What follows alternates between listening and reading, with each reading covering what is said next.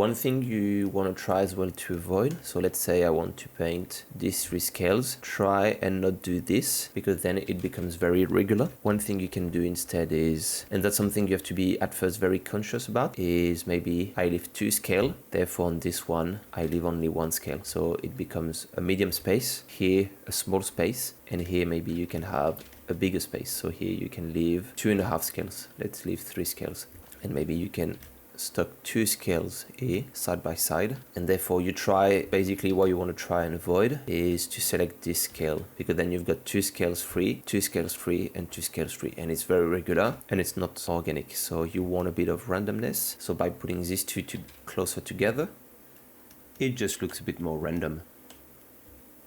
Here I've got this space, between this one I've got this space, and let's say between this one I've got this space. But actually one thing that is quite boring is that it's all, okay, you've got this one, but basically it feels like it's all on the same line. So what I'm going to do instead, maybe remove this one and bring it closer, either maybe here, and then remove this stain here, and on this one have 3 of the same. So now it's a big 3, and maybe here I can have 2. So now I've got one here, one small, and you can see that it's not following a line. And if you look at the distance between the 3, it's pretty similar. So this one I could probably push it here, but then here I've got a much bigger distance. So it feels a bit less planned out, but it is actually very controlled. So this one I can now come push and put it here instead. It is what I like to call organized chaos, and when you work on creatures like that, monsters, it's all about adding some randomness in a very controlled way so it feels natural.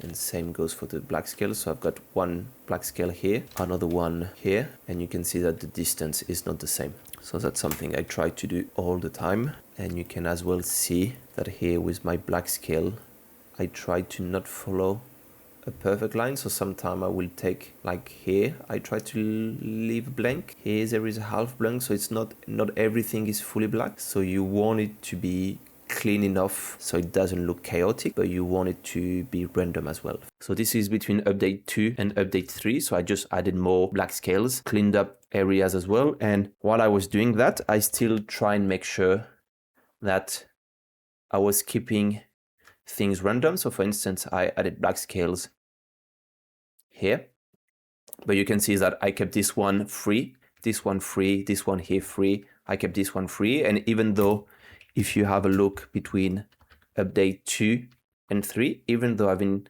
cleaning this line, I've tried and really keep the essence of what made the first test successful. So this is one thing that you need to be careful about when you try and push your model, is improve what needs to be improved, but as well try and keep the essence of it, because often when you push a model too far and you clean things a bit too much, you tend to lose that.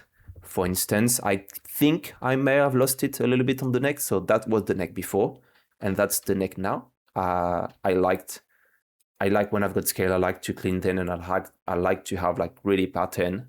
I try to keep it random, but like still, I think maybe I went a little bit too far, so I may have to roll back a bit on that.